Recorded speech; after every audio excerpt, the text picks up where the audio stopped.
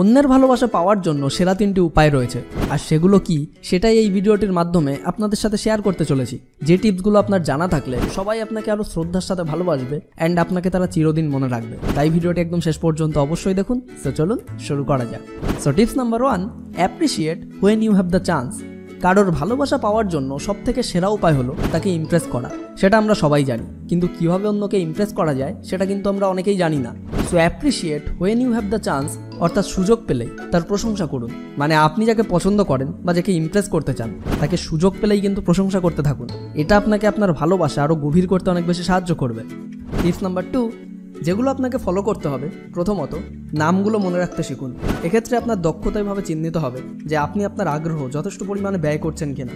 একজন মানুষের নাম তার কাছে খুবই গুরুত্বপূর্ণ। দ্বিতীয়ত, স্বাচ্ছন্দ্য গতিতে চলতে পারেন এমন গুণাবলী অর্জন করতে হবে যাতে কোনো কিছু আপনাকে বিরক্ত করতে না পারে। তৃতীয়ত, অপরের কাছে নিজেকে আগ্রহভাজন করে তুলতে হবে যাতে মানুষ আপনার সঙ্গ চায়। চতুর্থত, আপনার ব্যক্তিত্ব থেকে আঁচড় কাটা ব্যাপারটাকে বাদ দিতে শিখুন, এমনকি সেই সব অভ্যাসগুলিও যেগুলোকে আপনি অবচেতন মনেই করে ফেলতে পারেন। অ্যান্ড পঞ্চম, আন্তরিকভাবে মানুষকে ভালোবাসতে না পারা পর্যন্ত তার অনুশীলন চালিয়ে যান।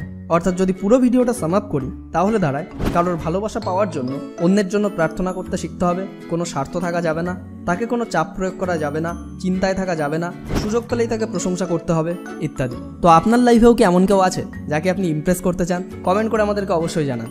আর আজকের এই ভিডিওটি আপনার লাইফের জন্য একটু কাজের মনে হলে লাইক করুন, শেয়ার করুন আপনার বন্ধুদের সঙ্গে। আর এমনই সমস্ত ইন্টারেস্টিং ভিডিও সবার প্রথমে পাওয়ার জন্য এখনই আমাদের চ্যানেলটিকে সাবস্ক্রাইব করে পাশের বেল আইকনটিকেও প্রেস করে রাখুন।